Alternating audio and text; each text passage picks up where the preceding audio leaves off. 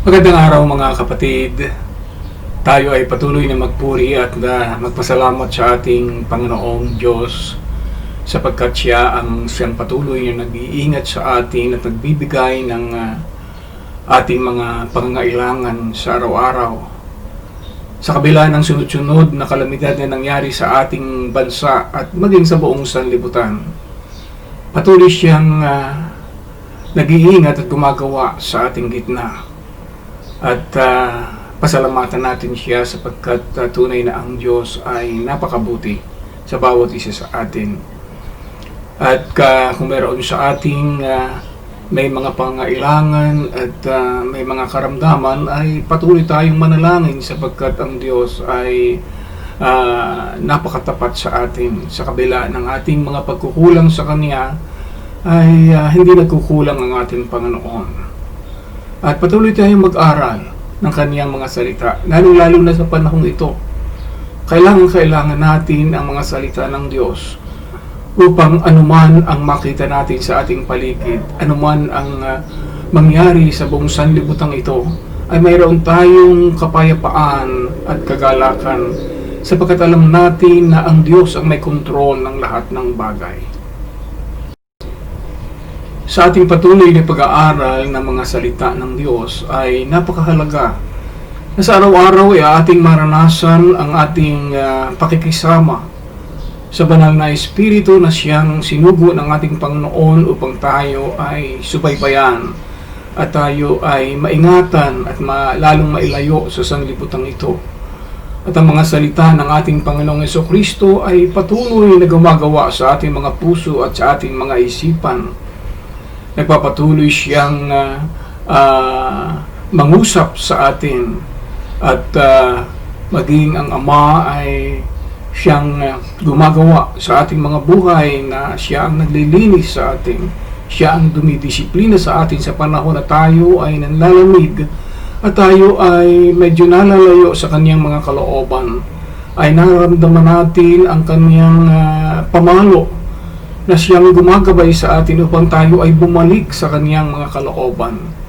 Napakahalaga ng mga bagay na ito sa ating buhay upang katulad ng ating mga napag-aaralan na lagi tayong maging mabunga sa ating mga buhay.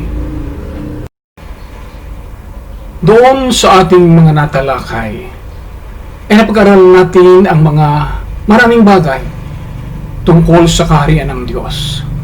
Napag-aaralan natin kung paano na sinugo ng Ama ang Kanyang anak dito sa lupa upang tubusin ang tao sa kasalanan. Subalit nakita rin natin kung paano tinanggihan ng tao ang ating Panginoong Jesucristo. Subalit siya ay nangaral at ipinakita niya sa buong sanlibutan na siya ang tunay na tagapagligtas. At dahil dito siya ay ipinako sa krus. Subalit nag-iwan siya ng mga alagad upang ipagpatuloy ang kanyang gawain at ipangaral ang ebanghelyo ng kaligtasan na inihanda ng tatlong persona ng Diyos, ang Ama, ang Anak at ang Banal na Espiritu. Subalit nakita rin natin kung paano ang mga alagad ay pinag-usig at ang ebanghelyong ito ay hinawakan ng mga taong marurumi, mga taong may mga kanya-kanyang sariling layunin. Ginamit ang ebanghelyong ito para sa kanilang kapakanan, para sa kanilang kapangyarihan. Subalit nakita natin at pinagpapasalamat sa Panginoon na hindi naman natalikod ang ebanghelyong ito sapagkat sa kapangyarihan ng Banal na Espiritu ay nagpatuloy ang pangangaral ng ebanghelyong ito sa kabila ng mga pag-uusig. At sa ating kapanahunan nakita natin kung paano ang magiging kalagayan ng Kristyanismo, kung paano na ito ay mawawala ng kapangyarihang baguhin ang buhay ng tao. Subalit tayo muling nagpapasalamat sa Panginoon sapagkat nagbigay siya ng modelo kung paano natin makikilala ang mga tunay na mananampalataya at ang mga tunay na pagkakatipon, mga kongregasyon na sumusunod sa mga kalooban ng Diyos. At ngayon ay ating pag-aaralan Naglagay ang Panginoon ng isang salamin upang makita ng isang tao kung paano siya mamumuhay sa sanlibutan ito bilang tunay na anak ng Diyos. Na makita niya ang kaniyang sarili kung siya nga ay naaayon sa inilagay na pamantayan ng ating Panginoon sa lahat ng kaniyang mga anak sa sanlibutan ito. Mga kapatid, pag-aralan natin ito sapagkat ito'y napakahalaga. Sapagkat ito ang siyang magsisilbi sa atin na pinakasalamin upang makita natin ang ating sarili kung tayo ay naaayon sa mga kalooban ng Panginoon. Babasahin natin ito, mga salita ng ating Panginoon sa aklat ni Mateo.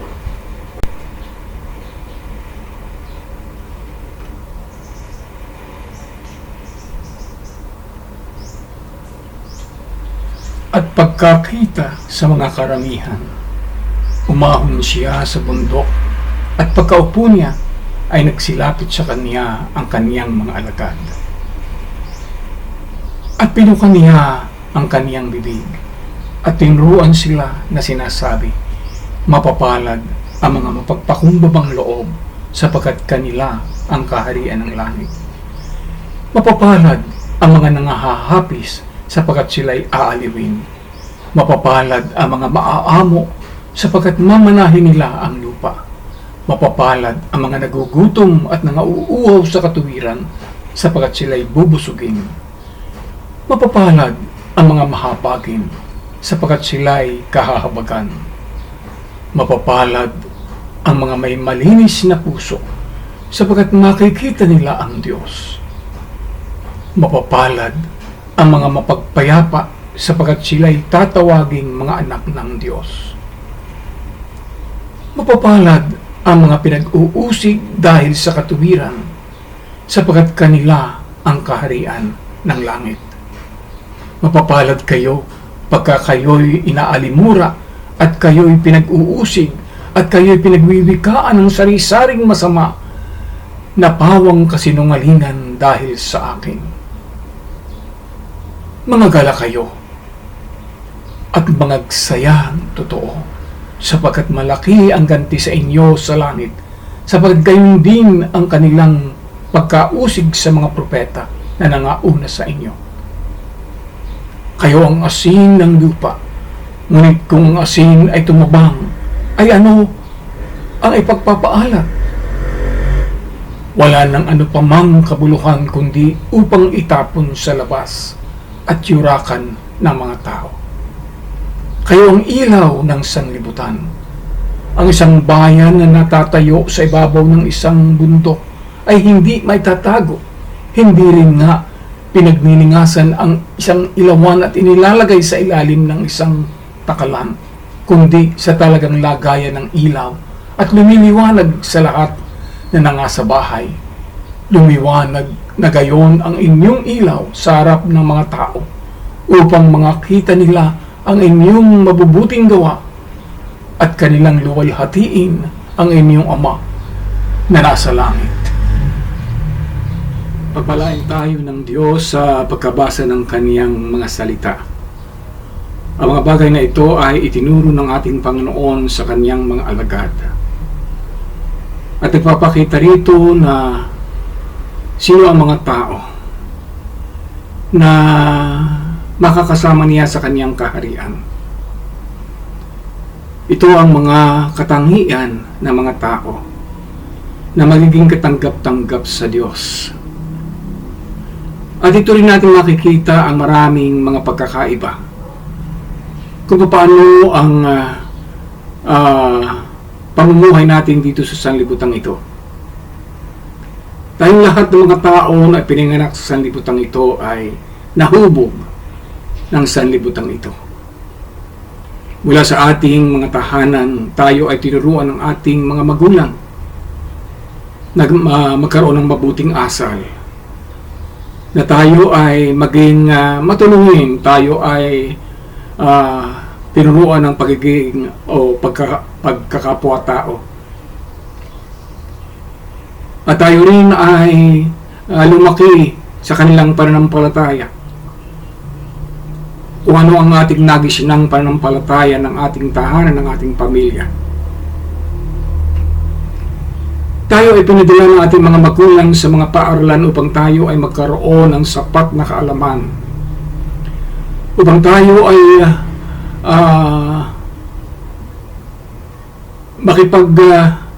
makipaglaban sa buhay na ito. Na tayo ay magkaroon ng sapat na kalakasan, sapat na kaalaman upang tayo ay mag-struggle upang maging mabuti at maganda ang ating mga pamumuhay. Sa ating kapaligiran ay marami tayong natutunan tungkol sa buhay, tungkol sa pananampalataya, tungkol sa mga bagay sa sanlibutan ito. At tayo ay nahubog din ng ating mga simbahan kung paano tayo dapat maglingkod sa Diyos upang tayo ay makatanggap ng lahat ng kaniyang mga pagpapala.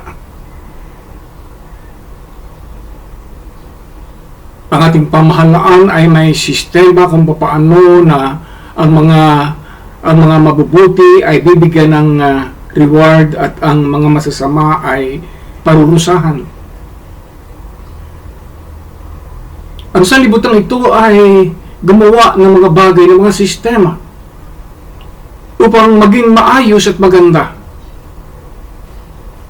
Ang ating mga pamahalaan sa buong mundo ay nagsisikap upang maging mabuti ang takbo at ang lagay ng sanlibutan ito upang maging mapayapa. Subalit sa lahat ng mga bagay na ito ay makikita natin ang pagkabigo ng sanlibutan ito. Sapagkat likas sa tao ang kasamaan na kahit na anong gawin na forma, pagreforma, pagtuturo, ang tao sa kaniyang kalikasan ay masama, mapag-angkin, makasarili. At ito ang dahilan kung bakit ang ating sanlibutan ay patungo sa kapahamakan at patungo sa kaparusahan. Ay marahil ito rin ang dahilan kung bakit ang Diyos ay nagpadala ng pandemic na ito upang imulat ang ating mga mata. Lalo-lalo na sa mga nakakilala sa ating Panginoong Jesucristo bilang Panginoon at tagapagligtas upang makita natin ang buong katotohanan at upang tayo ay mamuhay na aayon sa mga bagay na ito. Na magkasala ang ating mga magulang, si Adan at si Eva. Binigyan sila ng pagkakataon ng Diyos na mamuhay sa kanilang sarili. Sapagkat alam na nila kung ano ang masama at ang mabuti, ay kinakailangan na sila ay magdesisyon ayon sa kanilang mga konsensya. Magtimbang-timbang kung ano ang nararapat sa kanilang buhay, ang masama ba o ang mabuti. Binigyan sila ng buong karapatan na patakbuhin ang kanilang buhay. Subalit alam din ng Panginoon na ang tao ay mabibigo. Kaya nga sa pasimula pa lang ay inihanda niya ang pagliligtas sa kanila, ang Ebanghelyo. At ito ay nakita natin sa pagdaan ng mahabang panahon kung ano ang naging sistema ng sanlibutan ito. Ito ay survival of the fittest, struggle. Kung sino ang malakas, kung sino ang makapangyarihan, kung sino ang matalino, kung sino ang maraming alam, siya ang dapat manguna, siya ang dapat pamuno, siya ang dapat sundin. Mula sa ating mga tahanan nakikita natin ang mga bagay na ito. Pag-aaway ng mga magkakapatid. Kung sino ang dapat. Sa ating pamahalaan, nakita natin ang mga korupsyon, pag-aagawan ng kapangyarihan. Sa ating sosyedad, nakita natin pagsasamantala ng marami. Ang pagsisikap na sila ang maging makapangyarihan at maangkin ang mga kayamanan at ang mga bagay na kailangan sa sanlibutan ito. Sa ating mga paaralan, ganun din. Survival of the fittest. Pinagsisikapan ng bawat isa na maging matalino siya upang makakuha siya ng ono. Upang sa kanya maibigay ang magandang pwesto sa mga trabaho. Maging sa ating relihiyon ay nakita rin natin ang survival of the fittest. Kung papaano ang mga matatalino, ang mga maraming kaalaman, malalakas ang loob. Hindi espiritual ang katangian, kundi mga pisikal ang siyang nangunguna. At ito ang sistema nakagis na natin sa sanlibutan ito. Subalit ang Panginoon ay naglagay ng kanyang sariling sistema. Doon sa ating binasa kanina na itinuro ng Panginoon sa kanyang mga alagad. Ipinakita niya, sinabi niya, madiin niyang itinuro sa kanyang mga alagad kung sino ang mapapalad, kung sino ang magtatagumpay sa buhay sa kaharian ng Diyos. At ito ay pawang kabaliktaran ng sistema ng sanlibutan. Ang aral na ito ng ating Panginoon ay makikita natin. Ang unang bahagi ay kung ano ang dapat maging karakter ng isang tao. Ang pangalawa ay kung ano ang dapat niyang gawin sa kanyang pakikipagkapwa-tao.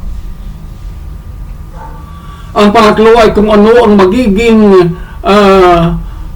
kung ano ang gagawin sa kanila ng kanilang kapwa-tao. At kung ano ang magiging kabayaran nito. Pansinin natin ang mga katangian na hinahanap ng Diyos sa isang tao. Mapagpakumbabang loob, nahahapis, maaamo, nauuhaw at nagugutom sa katuwiran. Anong magiging laban ito sa sistema ng sanlibutan ito? Subalit ito ang nais ng Panginoon. Una, sapagkat alam ng Diyos na sa katangian ng tao ay walang makapapasok sa kaharian ng Diyos.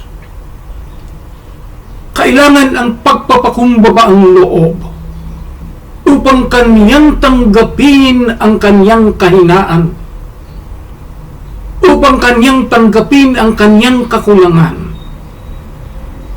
at upang kaniyang tanggapin na tanging sa Diyos lamang magmumula kung ano ang dapat na mangyari sa Kanya, kung ano ang dapat na ipagkaloob sa Kanya ng Diyos upang siya ay maging bahagi ng Kanyang kaharian.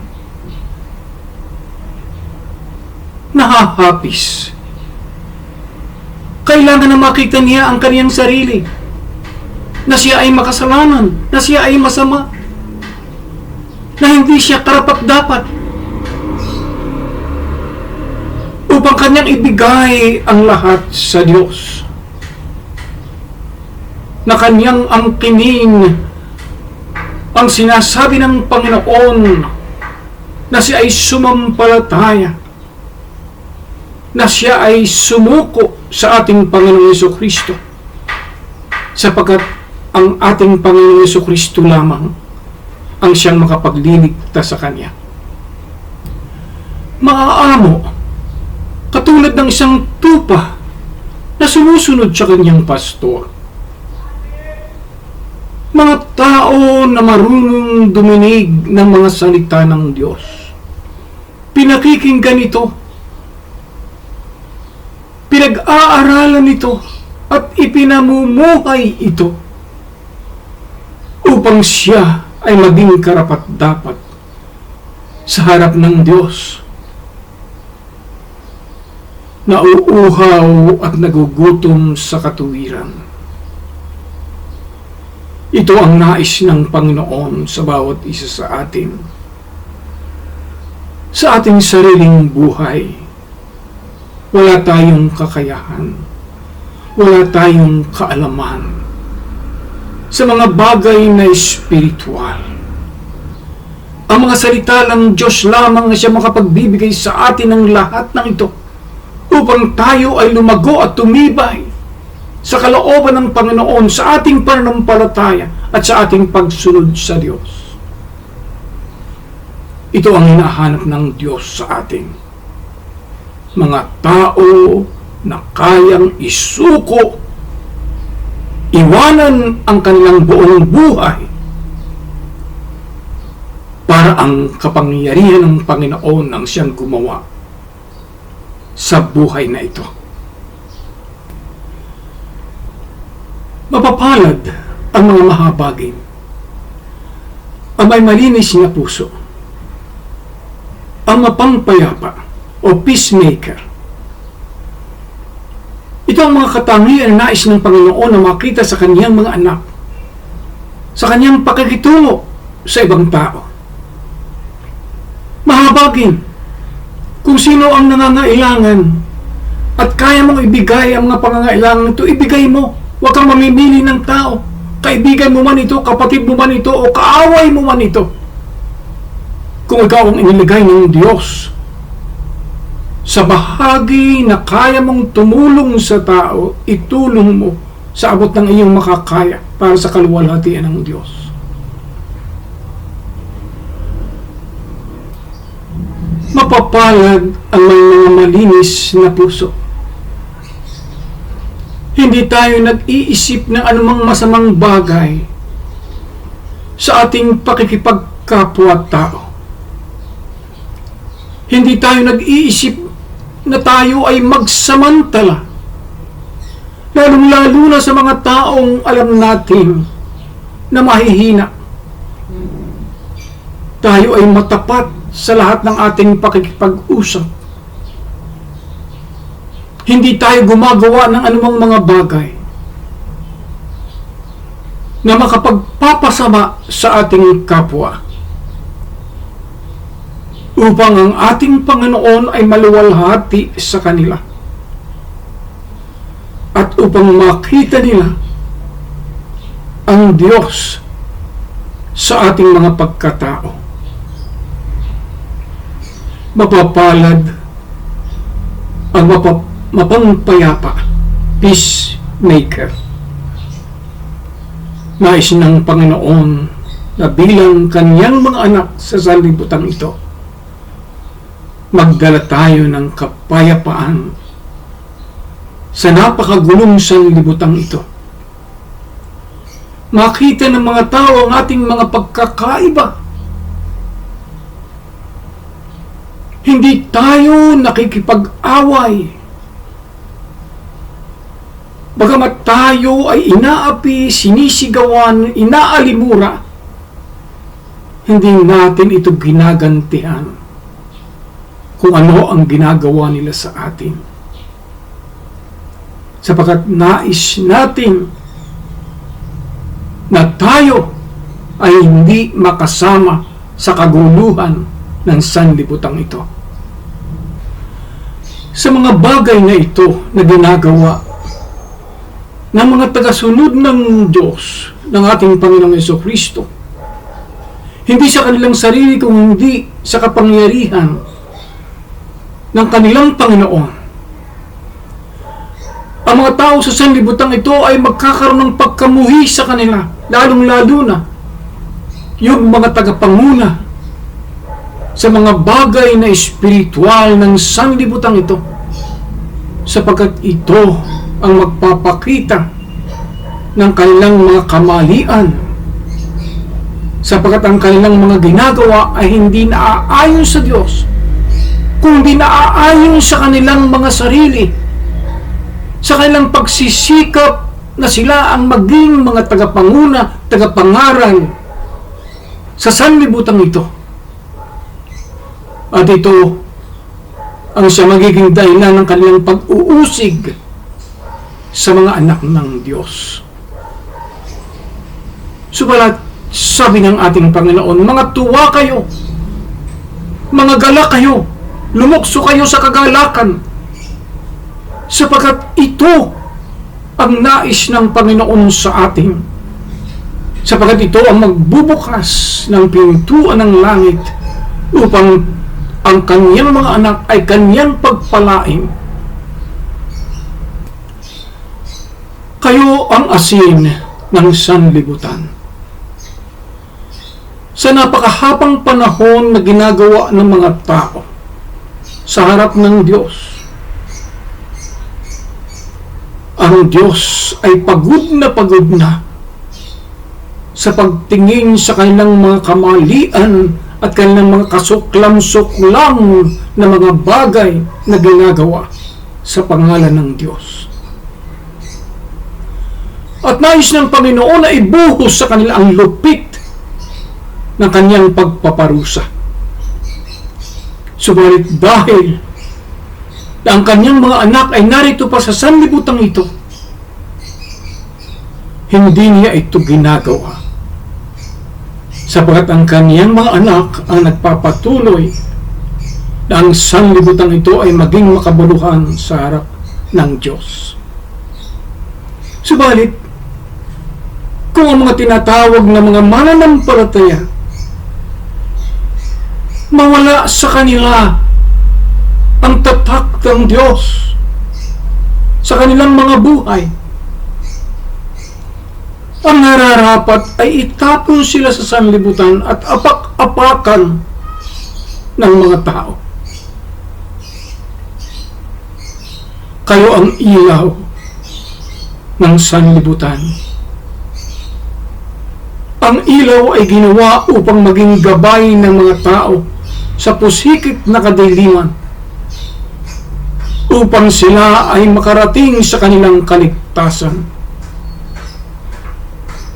At ang ilaw ay hindi itinatago, hindi inilalagay sa takala o sa anumang mga bagay na makatatabing sa kanilang liwanag.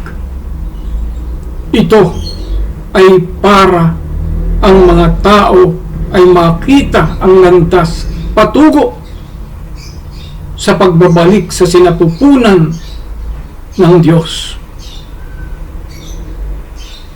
Ano pa ang ating kagamitan bilang mga anak ng Diyos?